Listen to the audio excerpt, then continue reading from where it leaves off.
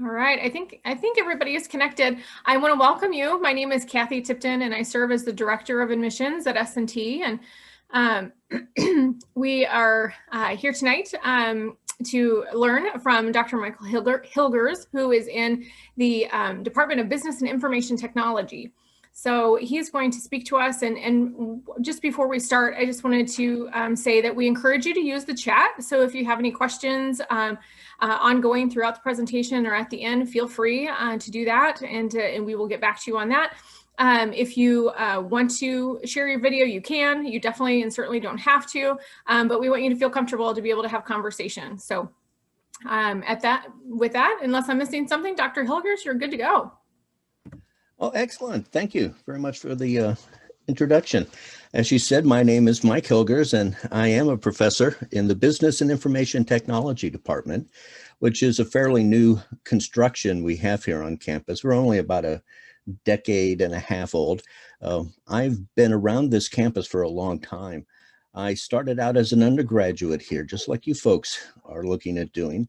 So I'm walking a journey that many of you may take. Let's see if you can carry it on as long as I did. So I did in the early 80s, I got a bachelor's in computer science from here. Then I thought that wasn't bad. Let's try something else. I got a bachelor's in applied mathematics, fell in love with that.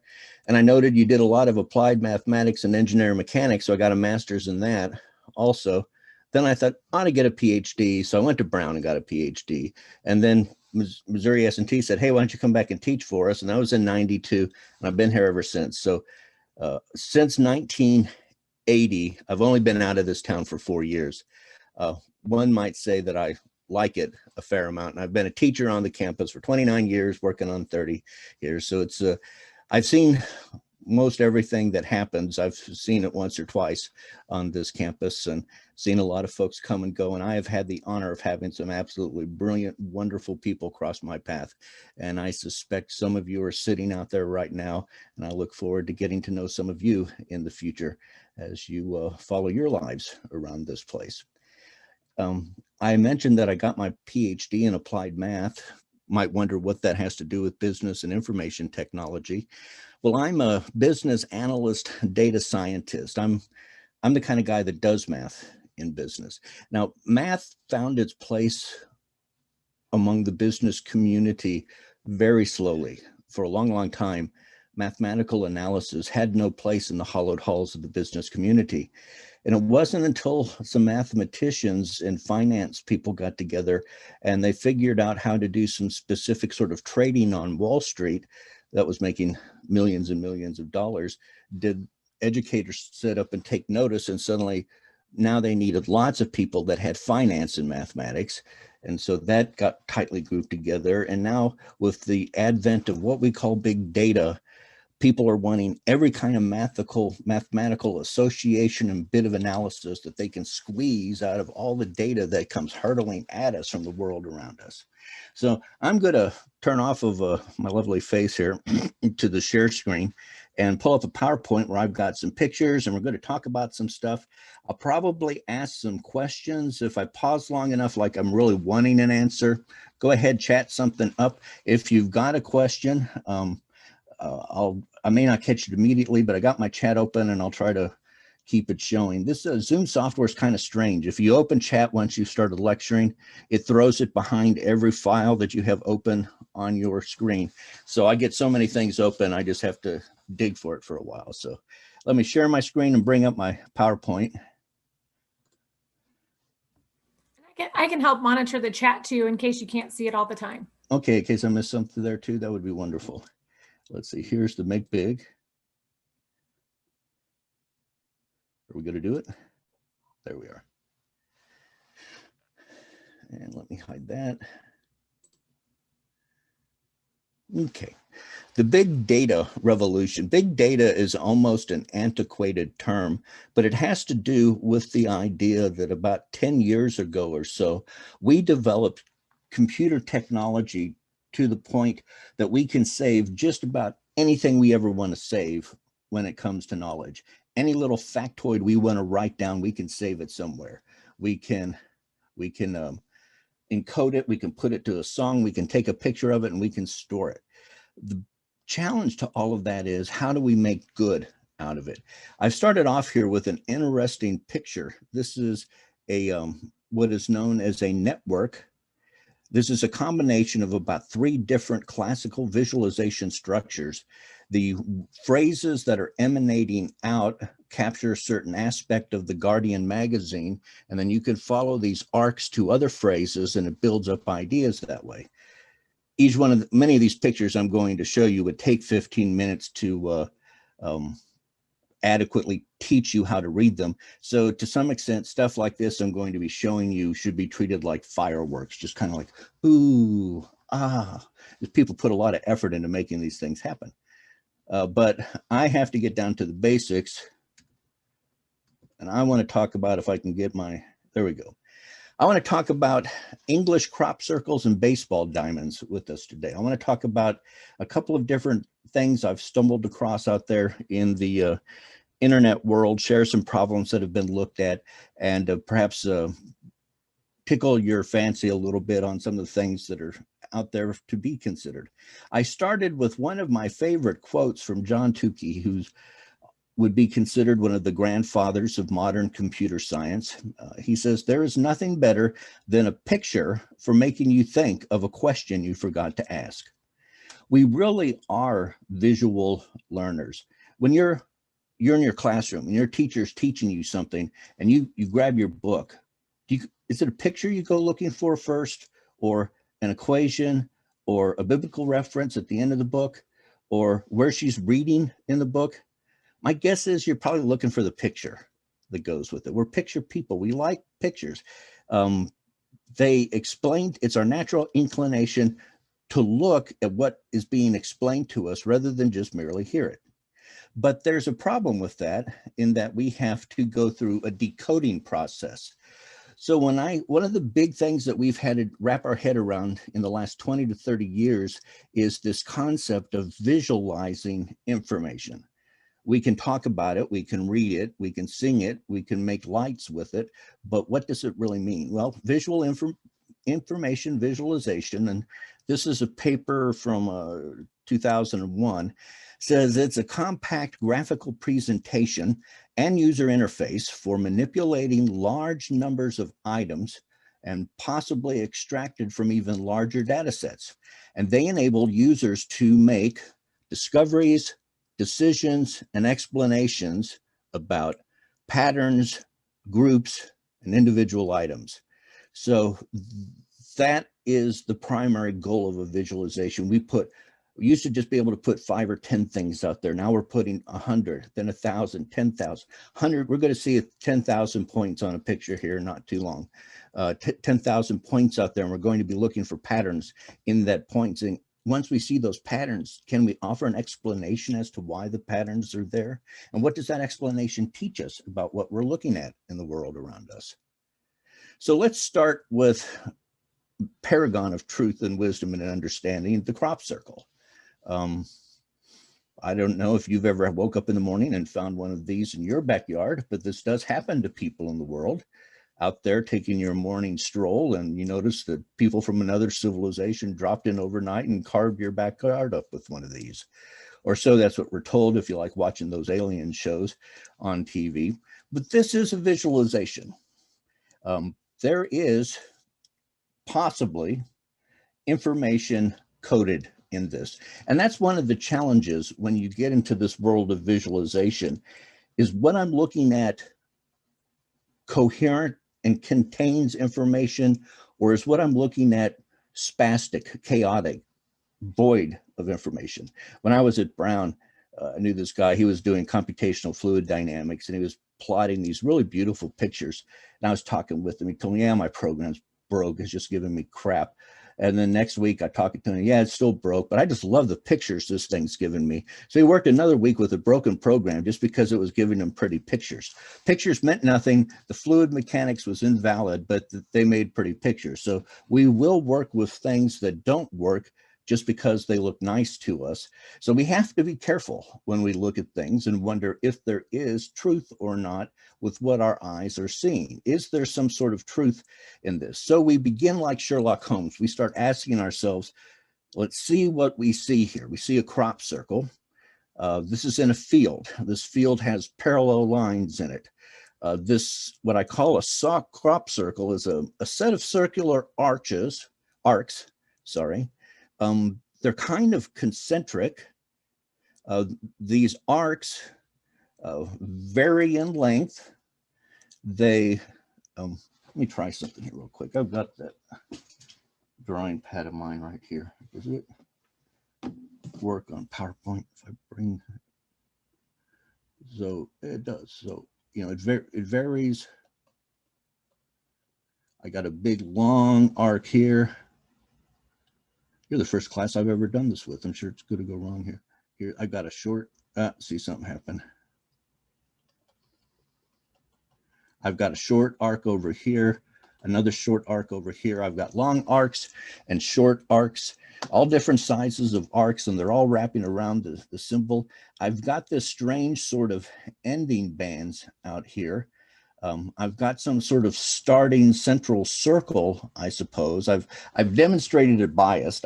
In my mind, when I was looking at this, I got the sensation that this is spinning me outwards.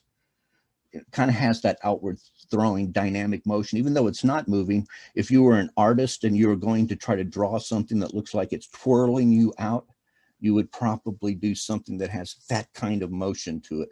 So I get this feeling of being thrown out by this when I look at it. If we want to extract information from it, we probably need to start finding numbers in it, though. Most visualizations that we use these days have as its fundamental communication a number that's encoded by the area of a shape, the length of a line, something like that. So one of the first things I can do is count and find out that there's 10 of those circular arcs in that picture. Okay, let me take a peek here on this next one. Okay, so I did some highlighting here to highlight the arcs. And when doing that, I did a little counting, but I noticed something happened. So this picture needs some explaining, and some of the quicker thinkers may already see what's happening by the time I'm done explaining this here. If you start at the center dot here and then draw a radial line from the central line through the beginning and end of each one of these circular arcs, like on this circular arc, we hit its end and it's the beginning of this next one. On this line that I'm taking out, this line goes out, it cuts through the middle, cuts through the middle, cuts through the middle, but it hits that very end of that arc. And then I can draw an arc out, like a radial line out like this that clips the end of that arc. And as I keep doing that, as I keep drawing through these ending line arcs here, I discover that I've divided this circle into 10 angular sections here. And each one of those angular sections has an interior angle of 36 degrees, because the whole circle is 360 degrees. So each interior angle is 36 degrees. Add up 10 of those, you get your 360. I've got 10. I've got 10 arcs. I've got 10 angles, and I've got 36 degrees. So let me start at the beginning again. Let's assume I do begin inward and move outward in my thinking on this.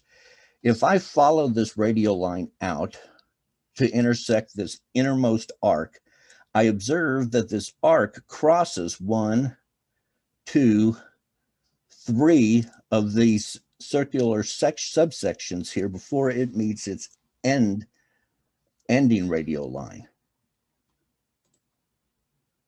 So the beginning and the end of the circular arc spans 3 of these circular subsections.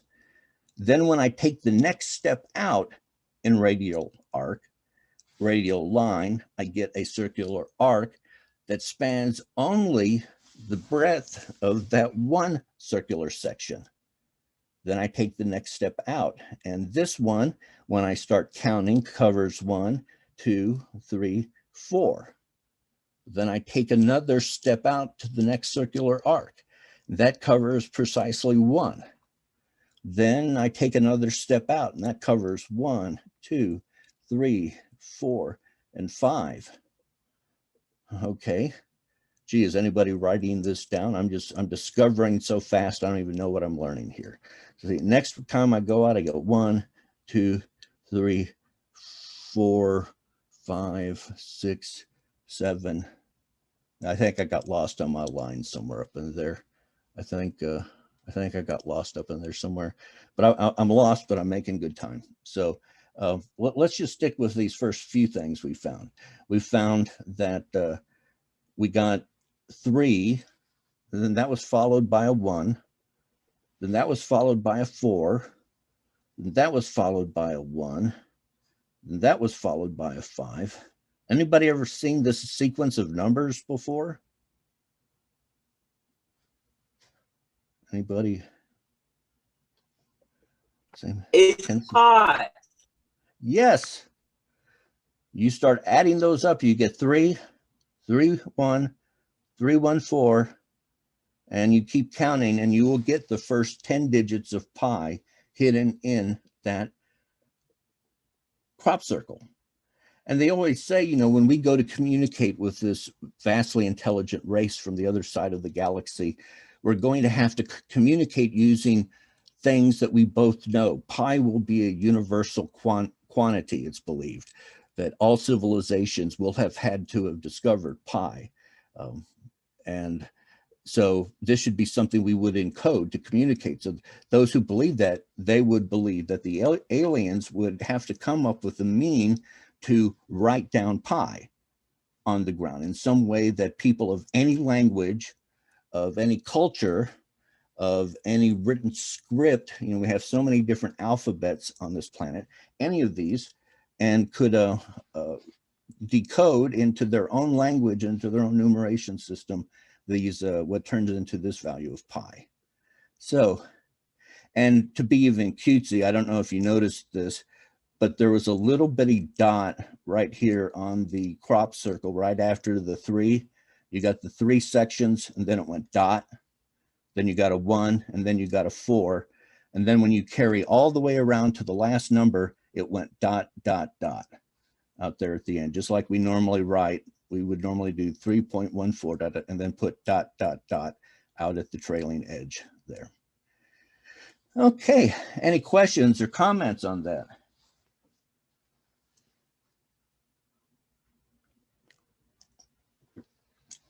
There's some other things I want to talk about. I'm going to skip this a little bit here. It's kind of pretty, but it relies on the internet working well. And let's just, I want to pursue a little bit of visualization at some perhaps simpler levels than what that was. And then we're going to take a look at a problem of visualization and analysis from baseball.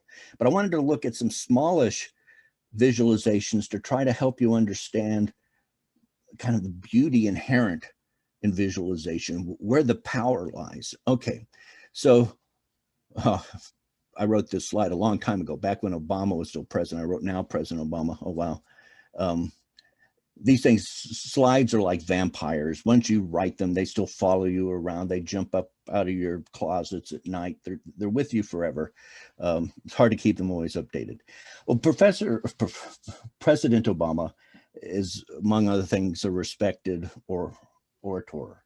He gives an excellent speech, and his ability at oration is widely acknowledged. And how do you qualify a person's ability as an orator? What do you've heard me talking already tonight. Now this is chit-chatty. I'm not really giving an oration. It would be very different if I was giving an oration. I'm kind of, any of you folks out there do the speech, debate, oratory, championship debating, extemporaneous speaking thing in high school? I lived off of that stuff. I loved it. It was one of the best decisions I made in high school, was doing that, going to those speech and debate tournaments on the weekends. It really helped me my whole life, even though I just turned out to be a professor, not some CEO somewhere. It really, being able to think on your feet and talk some confidence, it really pays off well. I just did an on-campus interview, meeting with a student that just came back from a speech and debate tournament in the show that I used to go to. Okay, so In any case, you got to take these mental breaks because they say the brain lasts only about 7 minutes of constant nonstop streaming of thought before it goes, ah. So I do try to take these little mental pauses so that your brain, hopefully oxygen's gotten into those more remote regions of the brain now, and we can focus back in on what's happening. So I want to tackle the question of what makes a speech good? How can you capture the emotion of a speech using visualization? So I took this famous speech, went out and grabbed it off the internet. It's called his "Yes, We Can" speech. It was a speech that he gave when he was conceding victory at one of the preliminary events that they have in the run up to the presidency. And I charted them on a bar chart. So here's the top word up here is yes, and it's got a medium length bar. Will, slightly longer. This short word here.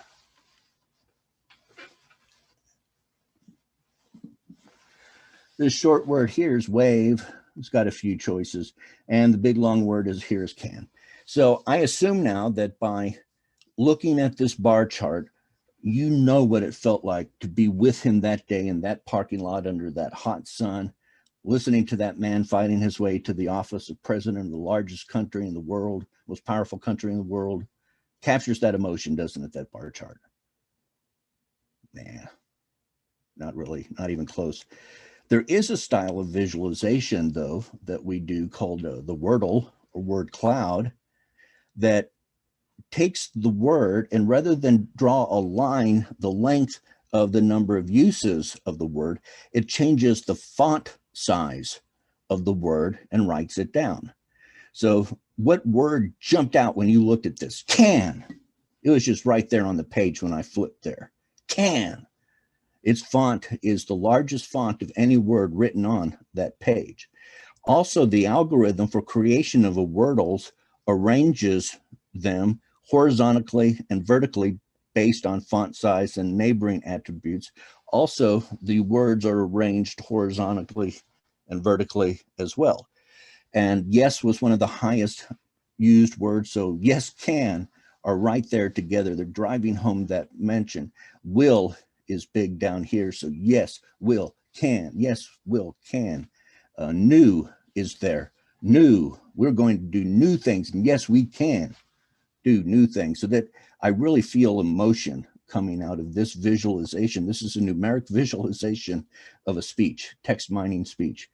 It just is you can go out to the web. There's a word cloud, I think is the name of one of the sites where you can feed it a speech and it'll work with you on drawing these types of visualizations. They're pretty neat.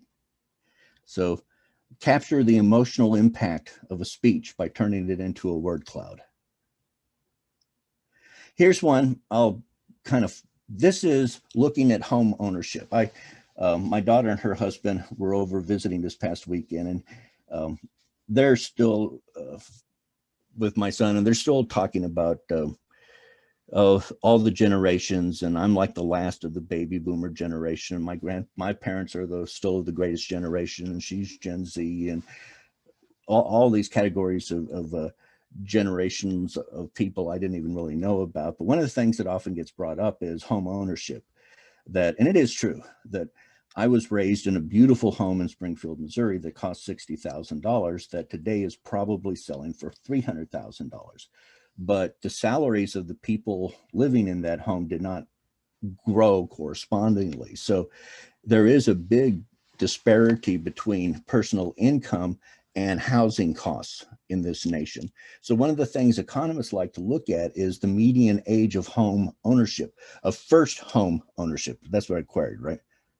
Median age of home owners. Okay, so it's the median age of home owners. So not the first home they own, but the median of all those who own homes. What is the median age? So that means you'll have the ages half below and half above. So I've listed out a partial table here.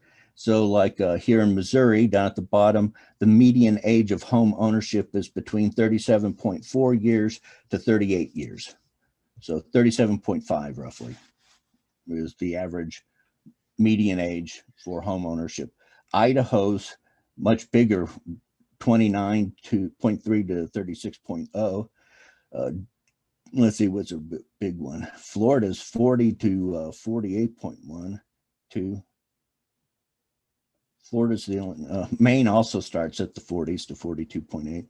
Okay, well, let's see if we can see any patterns in that may help us understand some of these disparities between the generations of people, the ages and home ownership.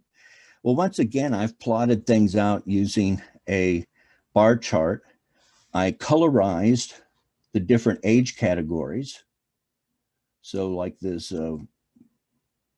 pinkish purplish color is 40 to 42.8, whereas this golden green color down here is 36 to 36.6. This salmon colored is 29.3 to 36.0. Okay, and so now let's look over at my chart. I think I got all 50 states on this chart. Do you see any obvious patterns in home ownership in this?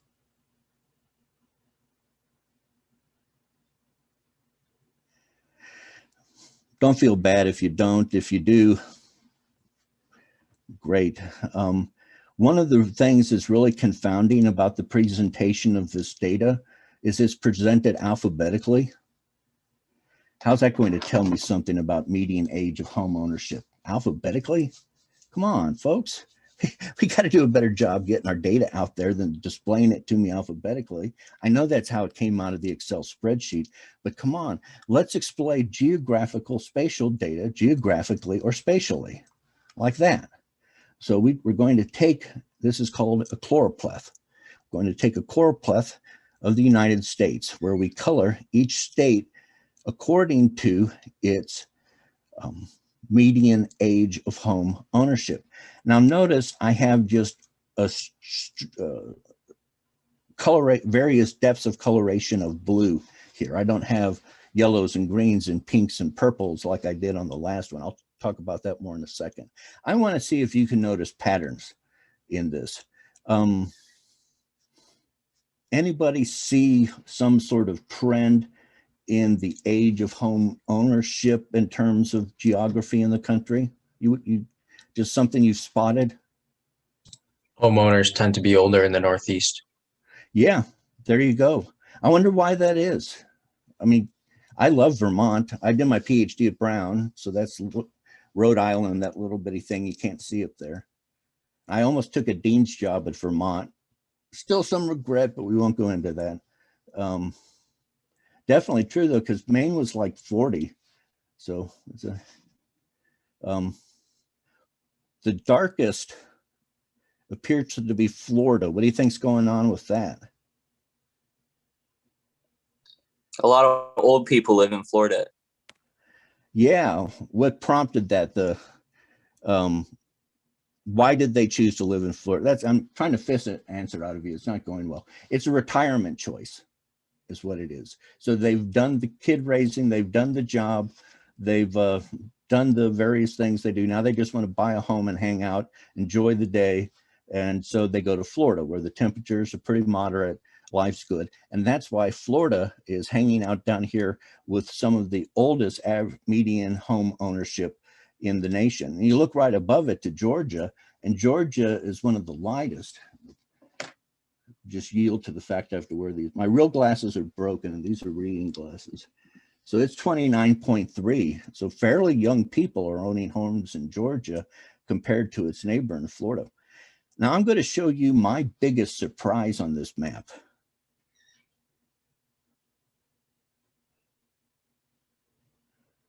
Is California expensive or cheap to live in?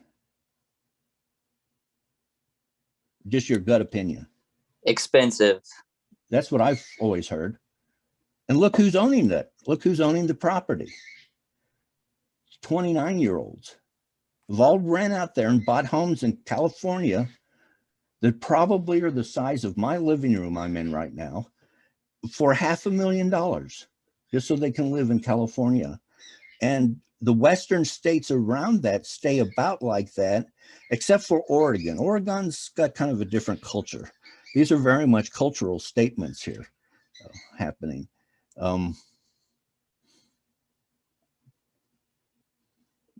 I got other stuff I want to talk about, so I'm going to move on. But I do want to just mention, though, this was sound of silence when we were looking at this one. There just wasn't much to be said looking at this particular graph. Then we went over here and looked at this thing, and in just a minute, we were seeing patterns, and we've got stuff to talk about. And if I didn't have anything else to talk about tonight, I could hang on for a few more minutes, and we'd see more stuff. The choropleth. And this style of graph is so common, you can't make it through a 30-minute news broadcast without a choropleth showing up. They're going to shade the states of the United States somehow and show it to us. Okay, baseball, sip of tea.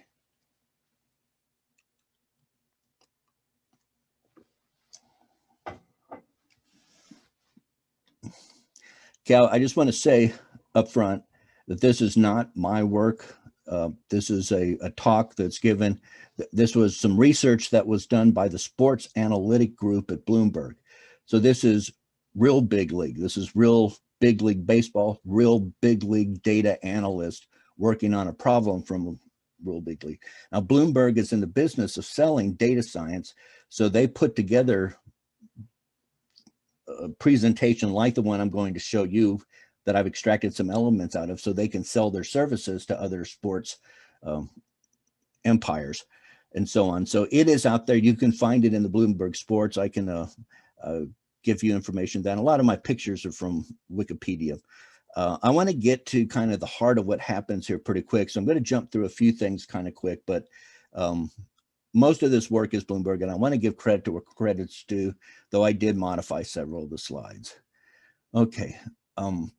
My area, we are in that business school, and I have to keep in mind that unlike me, mathematician, I just like to mess with problems because they're fun.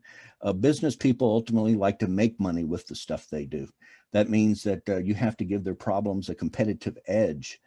And how do you give teams a competitive edge? Well, one thing you can do is hire the all-time absolute best ball players on the planet. I've heard the Yankees accused of doing that. They just go out and buy the best players and assume they'll have the best team when that's done. I don't know if they still do that or not. Now, I do have to chime in here. I'm not a baseball nut. I don't mean that in any derogatory. I've got many family members who they just live and breathe baseball. Fantastic. I like hanging out around them so they can explain to me the nuances of what I'm watching.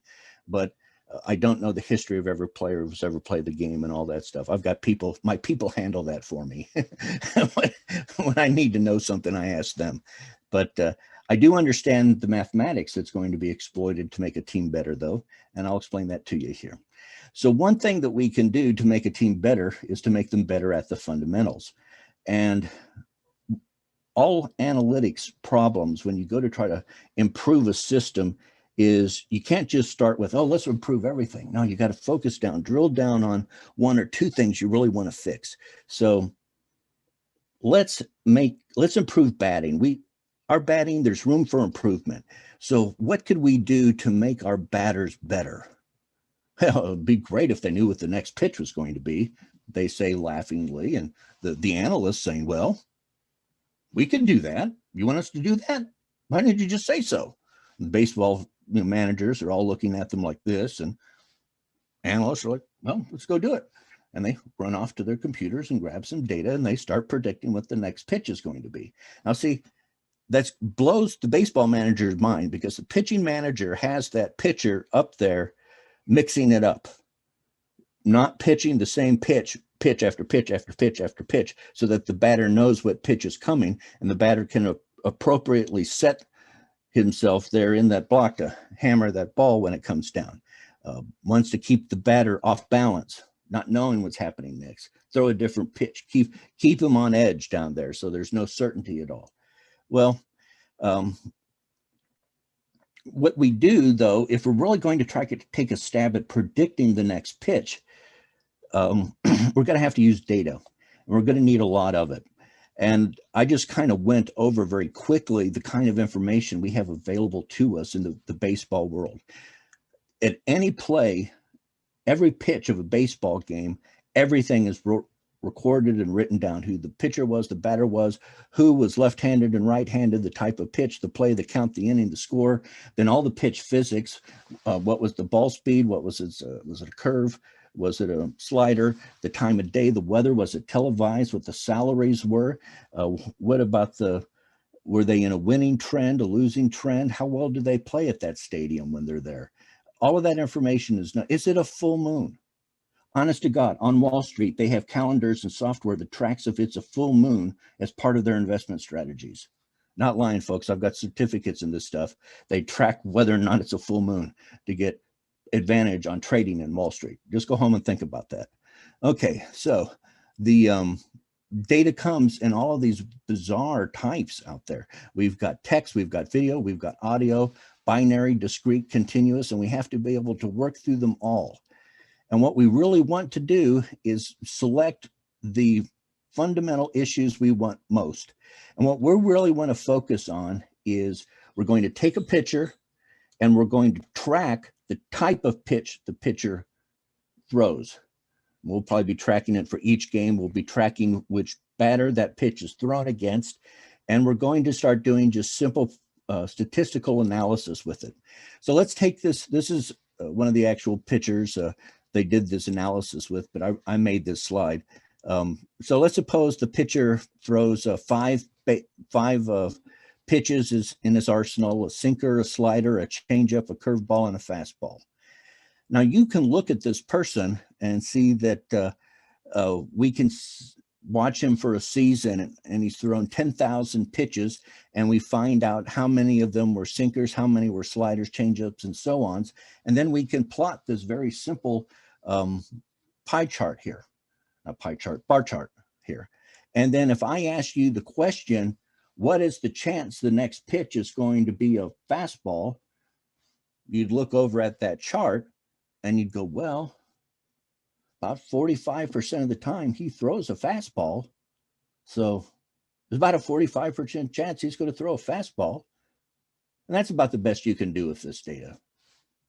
It's not a very sure thing. And that's all it's ever going to answer that question with. It won't change. You'll always just get, well, the best chance is it's fastball. We've got to do better. This did not make the pitching coach happy at all. Did not make the batting coach happy at all, just to be told that there was some chance that they were going to have a fastball. So what we have to do is branch into a world that you'll get into in math at S&T if you take our math stat classes, and we learn a little bit of things about Bayesian probabilities. These are conditional probabilities. These are not the kind of things you pick up first things you hit campus. You got to be around a while and learn some stuff.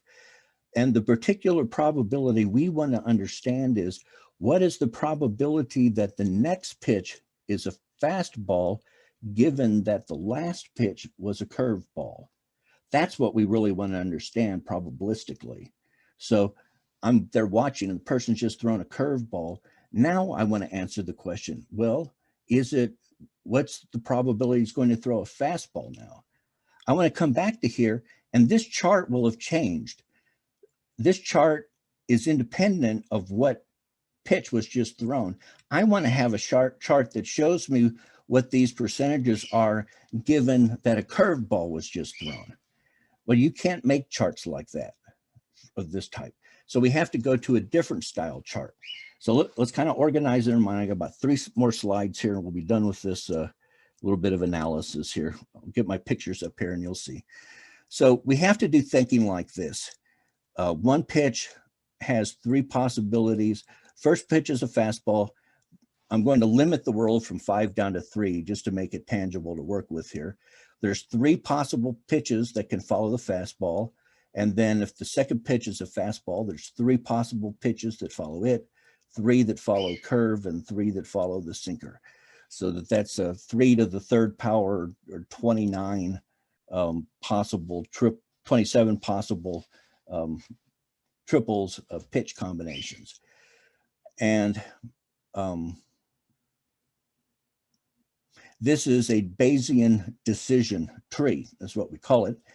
And we would have to have one of these trees for each of the first case possible first pitches. So we have one for the fastball, we would have a tree for the curveball, and we would have a tree for the sinker. And then our job would be to gather up all of these connecting probabilities here. What is the probability that a sinker was thrown given that a fastball was thrown previously? And we would collect data and calculate what those probabilities are of all of these different branches. And when we piece it together, then we do something clever with the visualization. These are hopeless to read. Tables are awful. You know, that just doesn't help us much at all. So what we came up with is this kind of structure.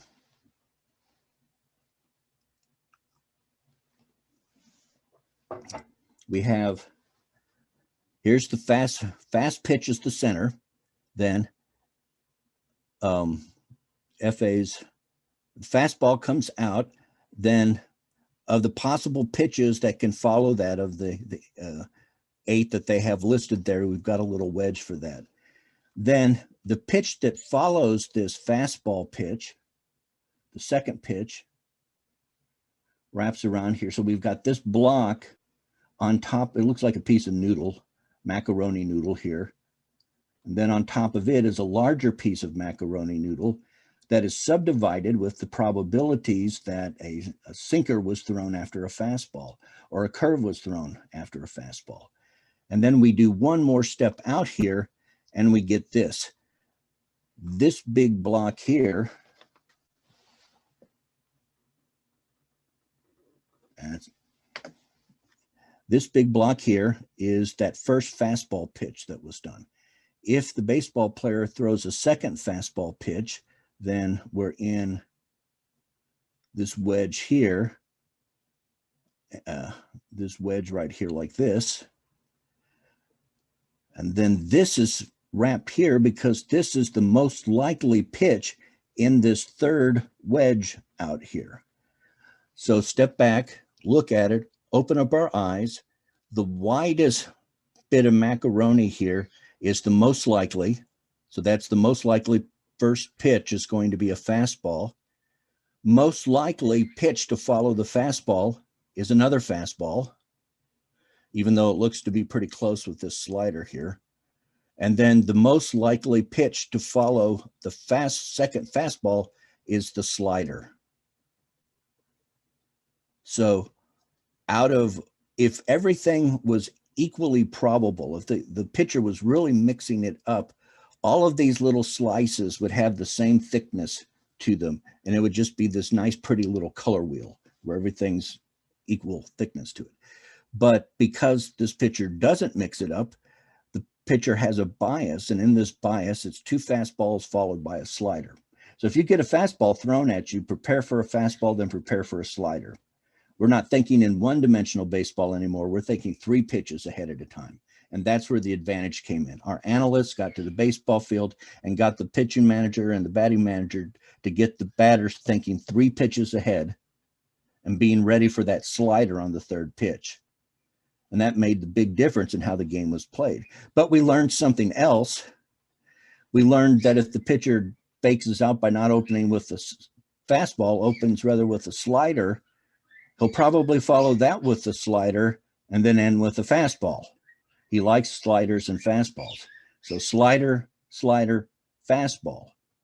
So see that fast slider opening, expect another slider, and then the third pitch is going to be that fastball. Think 3 pitches out. But then we noticed something else. This guy likes to repeat his first pitch. In his 3 most likely pitch combinations, he repeats the first pitch. So the simplest rule of thumb for that one pitcher is just expect that second pitch to be the first pitch again. And then on the basis of what the first pitch was, we know what the third pitch will be. It took some numbers to crunch, and it took some Bayesian testing to do, and it took some imagining with drawing clever graphs, but math analytics and business and data science made its way to the baseball diamond, and probably frustrated the heck out of one poor pitcher one season when it seemed like those batters just knew exactly what he was going to pitch next all season long. So, well, that's all I got to say about that tonight. I ran over a little bit. Sorry about that. And I'll take any questions you want, or if I need to just be quiet, I will.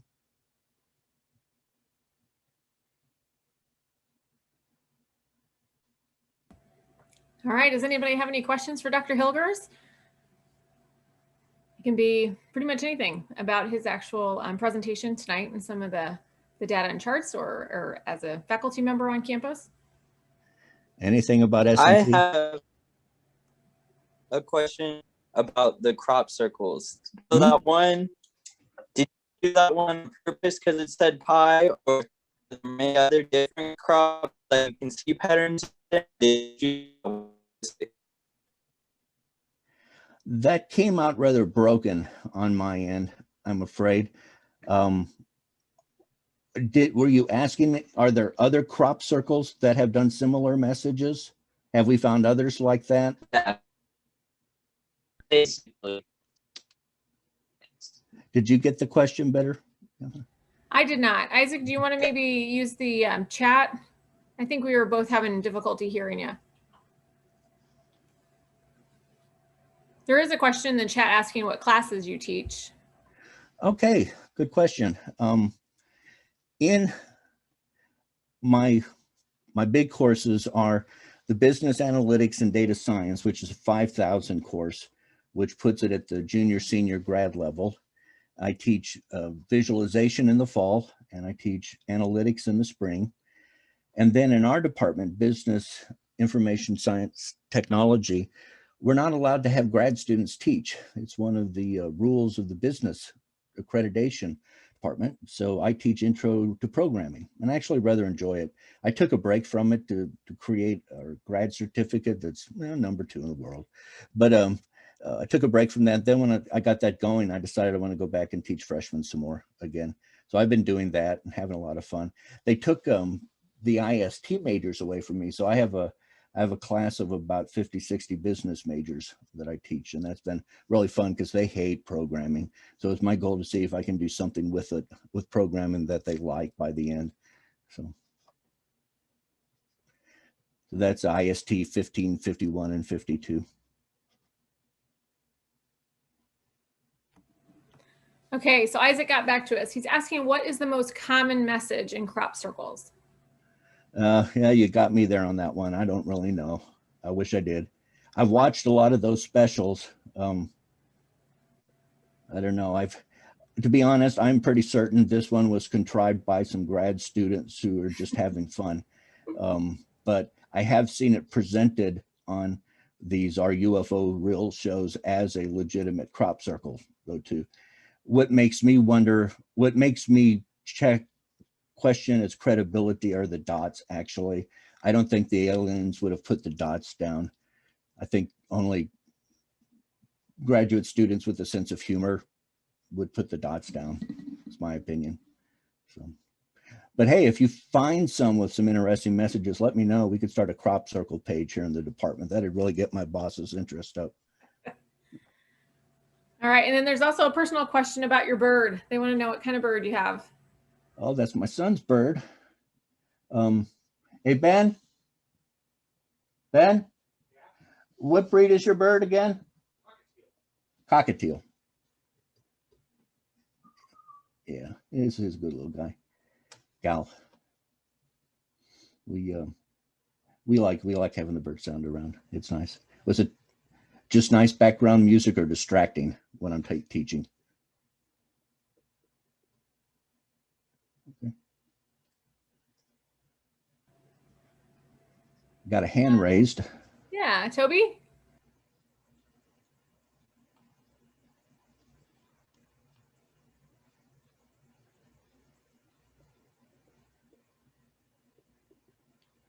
Oh, no worries. Okay, so how about, do you know the name of the picture that the actual data came from, or the test was on? Oh, I do, actually. Not on me, though. I have it written down somewhere. It was on the source material that I got this from. I can, if Want to shoot me an email reminder, I'll try to dig that up for you. I think that honor befell several young men. I think several of them were pretty heavily analyzed in order to validate that. But see, there's a balance of power that happens. You don't get to maintain that edge very long. I promise you that one season at most was all you were going to get with that edge, at most. I've witnessed it. I have a certificate in quantitative finance, and I've done consulting work on Wall Street and that kind of stuff. Technological edges barely last days on Wall Street before they've hired something and bought something to do what you figured out.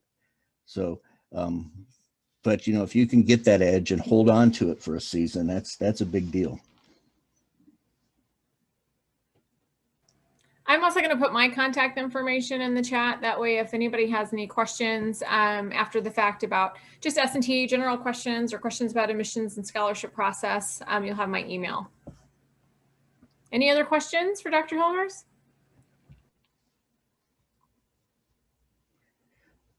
I hope to get to see some of you in a person-to-person class next year.